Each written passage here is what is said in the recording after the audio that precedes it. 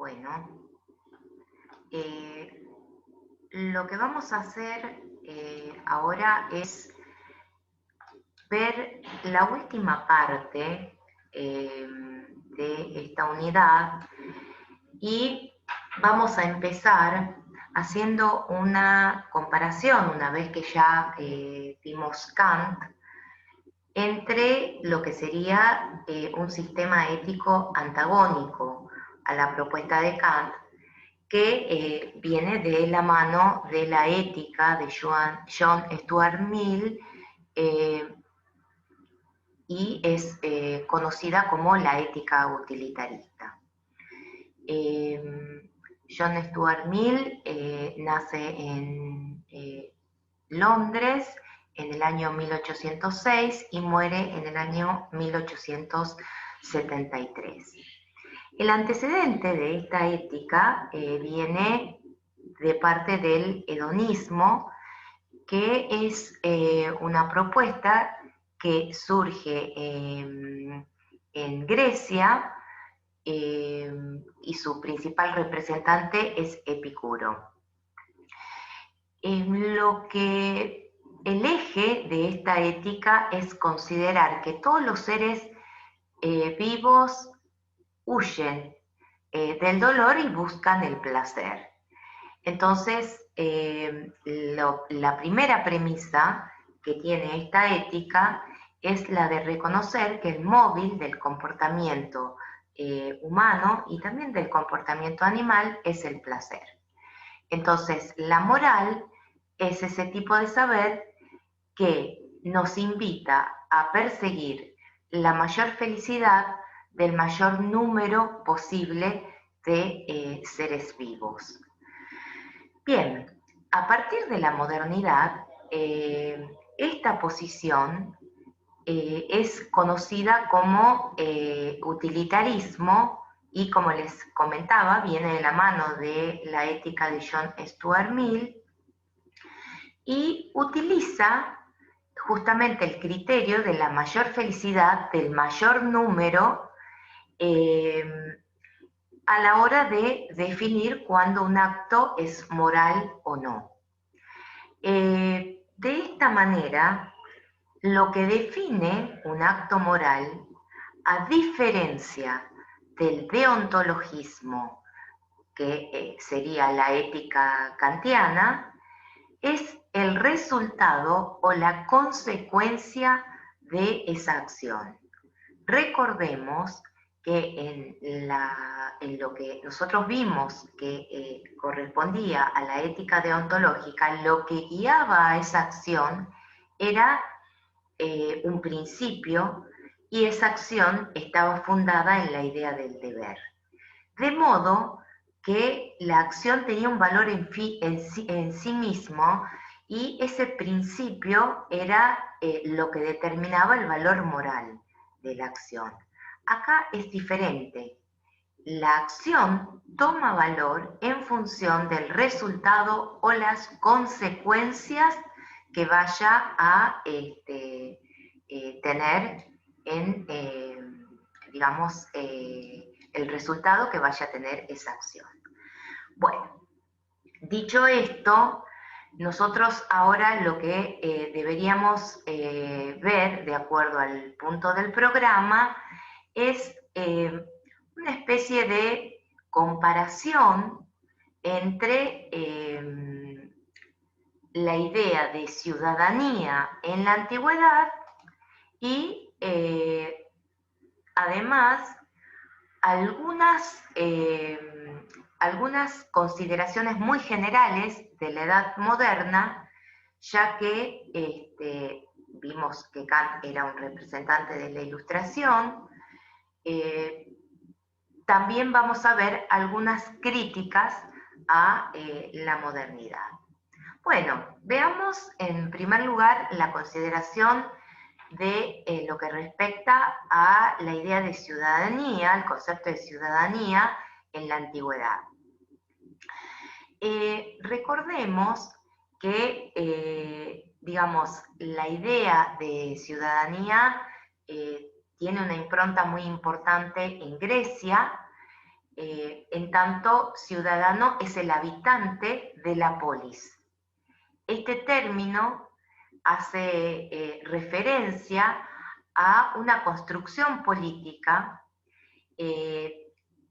que es muy importante, digamos, considerar el papel que juega dentro de la consideración general. Porque la polis no es un concepto universal y abstracto para el ciudadano griego, específicamente el ciudadano ateniense, sino que está basada en un sistema más general de consideración de cómo es el orden de todo el universo. Y ese universo, para el mundo previo a la modernidad, o sea, a la antigüedad, es heterogéneo y es jerárquico. Fíjense ustedes que esa consideración de la heterogeneidad y la jerarquía que tiene el universo para el griego, donde va a haber dos órdenes, estará el mundo que está, el mundo sublunar y el mundo supralunar.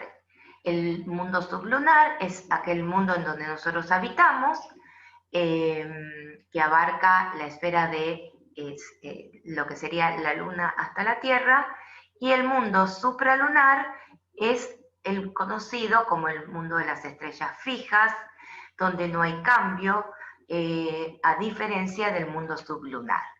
Hablábamos de una jerarquía en el universo que también se va a repetir en esa construcción que es la polis.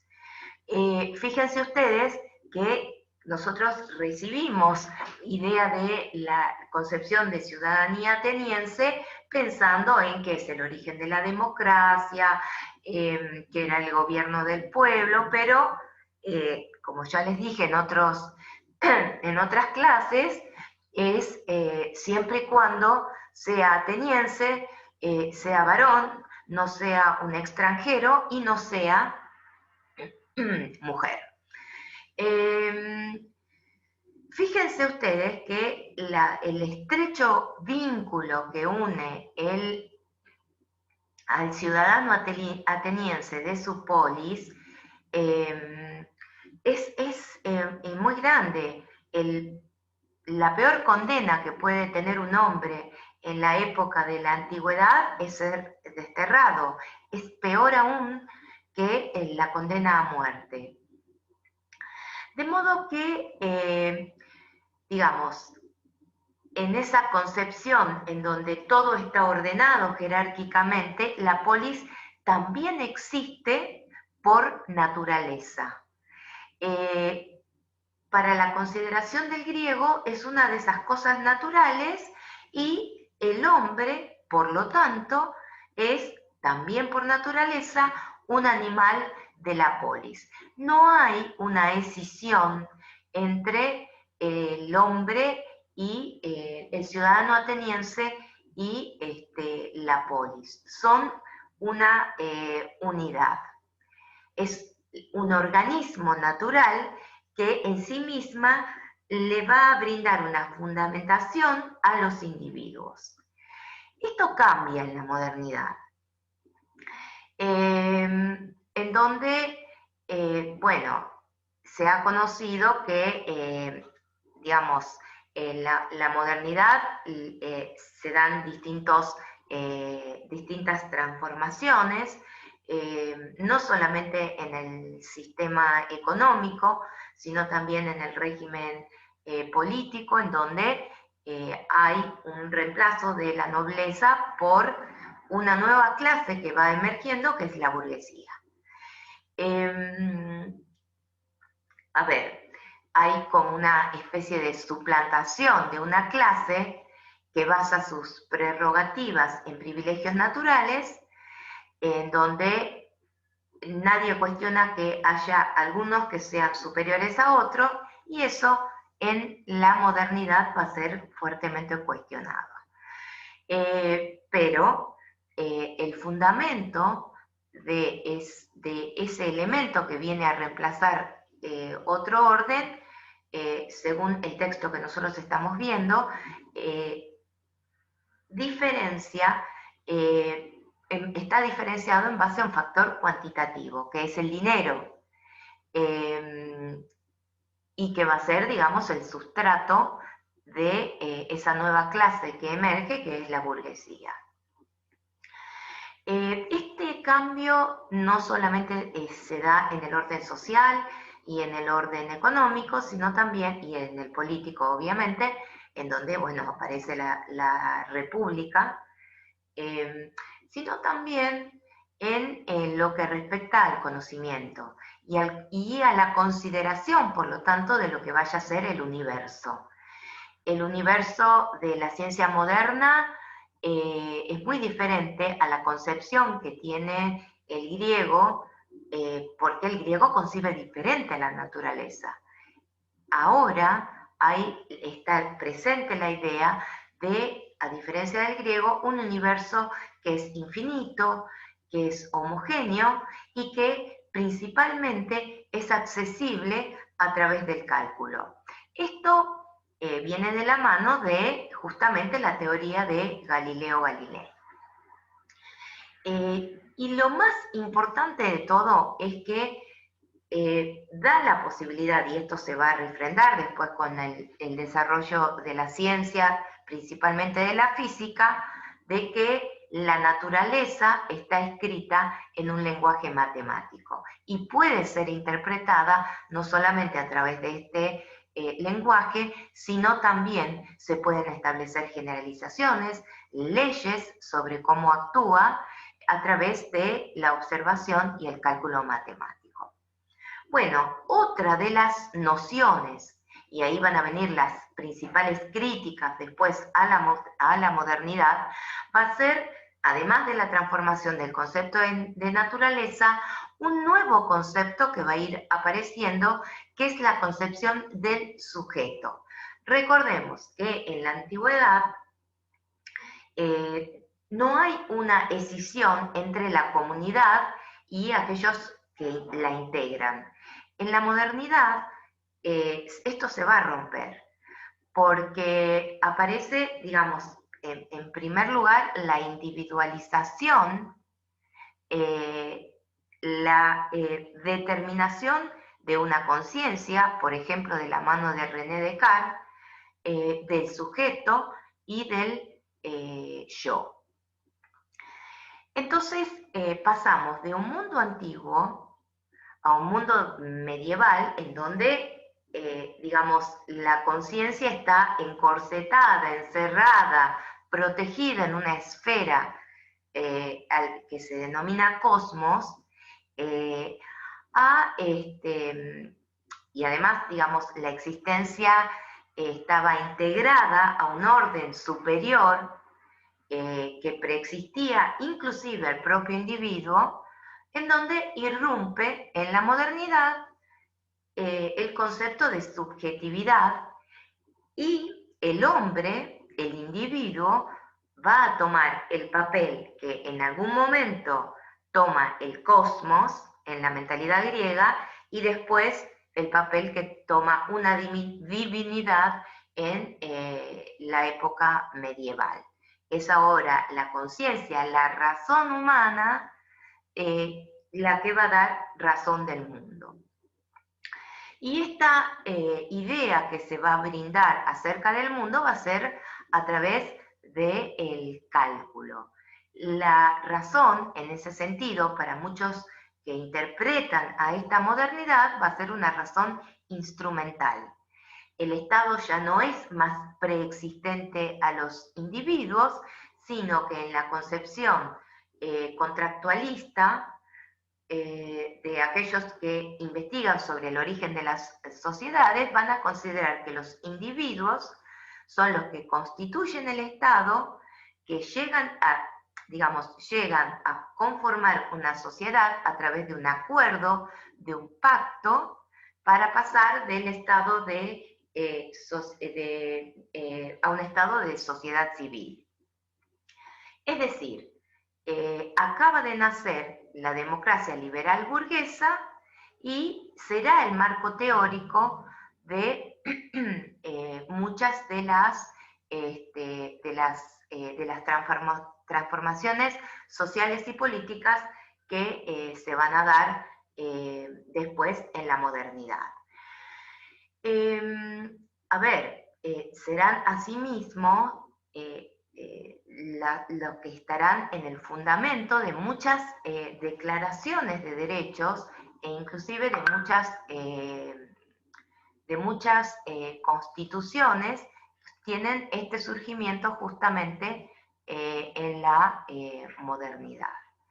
Bueno, una de las críticas que viene de la modernidad es justamente de la mano de Carlos Marx, que va a decir, bueno, está bien, se crean los derechos humanos, pero sin embargo, estos derechos son derechos de un miembro de la sociedad burguesa separado de su comunidad y que en definitiva van a sembrar un egoísmo aún mayor, porque si nosotros consideramos a la libertad como se la concibe desde la modernidad hasta hoy, es la idea de aquello que no puede rebasar el límite de otra libertad. Y fíjense ustedes que en definitiva es el derecho a proteger la propiedad privada distribuida en forma arbitraria. Bueno, esta será una crítica en relación a, digamos, a la concepción y a la aparición del individualismo y de la propiedad privada. Pero no va a ser el único que va a efectuar una crítica a las concepciones modernas de sujeto, de conciencia y de razón.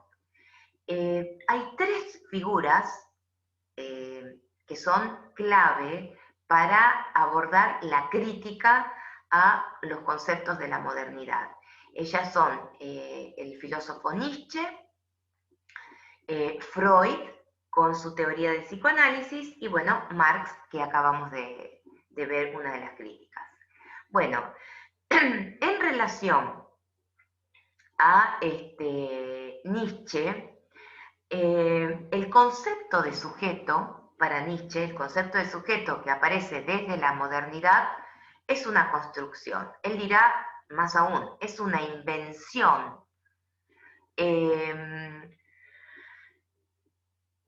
A ver, para el positivismo, que es una teoría que surge en la modernidad, para el positivismo solo hay hechos. Pero para Nietzsche es mucho más profunda la cuestión, porque no se trata de un sujeto que capta un hecho, como podría ser considerado en la modernidad, sino que hay una interpretación, una construcción de eso que se está captando.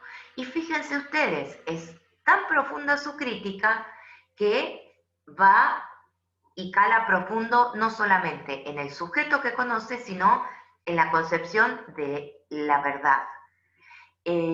La verdad será para Nietzsche una construcción útil para la vida que nosotros realizamos.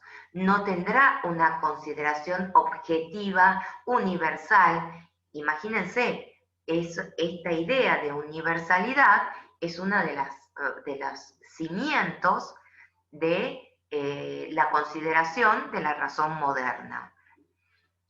Para Nietzsche, el hombre lo que hace es tratar de sobrevivir en un mundo, construye verdades para esto y a lo sumo podemos acceder a interpretaciones de esto. Y estas interpretaciones son elaboradas a través del lenguaje. El lenguaje lo que hace es construir conceptos, metáforas, y los conceptos, si nos ponemos a ver, no llegan a poder abarcar todo el dinamismo de la vida. Entonces, Bueno, es una crítica bastante profunda, y ni qué hablar de la crítica a la moral moderna, con la posibilidad de crear una ley moral universal para todos los hombres. Bueno, además de Nietzsche, les decía, está la teoría de Freud, que le da un golpe mortal a la idea de conciencia que venía desde la modernidad, en el sentido de que la conciencia no es lo único, no es la única vida que tiene el aparato psíquico, sino que hay otra instancia que en realidad es la que determina la mayor parte de la vida de los individuos, que es el inconsciente. El descubrimiento o al postular que nuestros actos no están solamente determinados por la conciencia, sino por el contrario, existen otras instancias de las cuales tenemos como la punta de un iceberg la idea de que aparece otra determinación mayor que la conciencia, que es el inconsciente, a través de los actos fallidos, de los lapsus, etc. Bueno, y finalmente, como les comentaba, de Marx, con la idea de que no es la conciencia, dice Marx, no es la conciencia de los hombres lo que va a determinar su ser, sino, por el contrario, es su existencia social lo que va a determinar a la conciencia del hombre. Esto significa que no hay, a diferencia de lo que se creía antes, ideas preexistentes o la esencia de algo que ya esté, que vaya a determinar después la existencia, sino que por el contrario son las condiciones materiales las que van a determinar la conciencia del hombre. Bueno, entonces, tenemos a través de Marx, Nietzsche y Freud la demostración en esta época contemporánea de que no hay, tal como lo postulaba la modernidad, un sujeto fundador ni una conciencia propia de ese sujeto, y además los conceptos de la modernidad ocultan otras cosas, ocultan, por ejemplo, como diría Marx, una serie de elementos sociales, económicos y también ideológicos, o, como diría Nietzsche, una moralidad que es heredada a través de lo que él llama un resentimiento contra la vida, y después, por parte de Freud, en realidad tendríamos un inconsciente que es en realidad el que rige los actos de la conciencia. Bueno, hasta acá llegamos con la unidad 2.